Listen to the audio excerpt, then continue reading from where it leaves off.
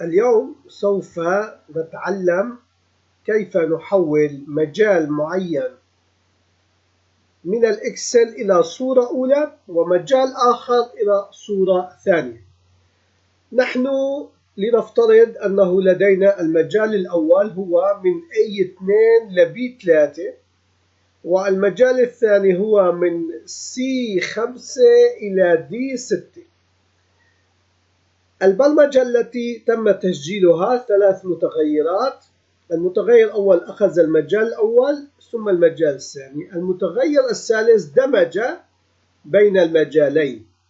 هذا الدمج فادنا في عملية الأمر الذي سوف نطلبه لكي يتم تحويل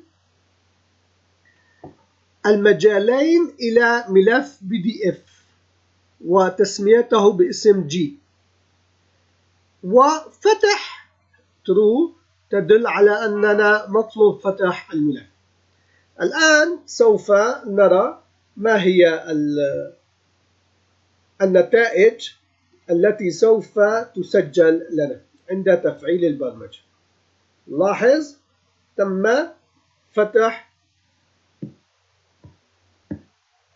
الPDF لكن المجال الأول، وعندما ننتقل إلى الصفحة الثانية نلاحظ المجال الثاني.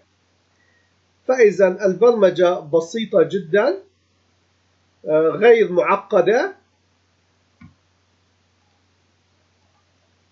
إننا نلاحظ أن هذا المجال موجود في المتغير الأول والمجال الثاني في المتغير الثاني.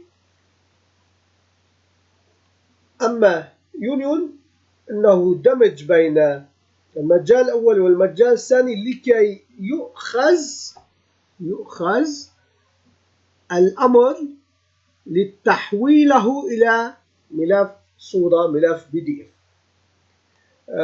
هذا الأمر الأخير يمكن أن نضعه false لكي لا يتم فتح ملف PDF.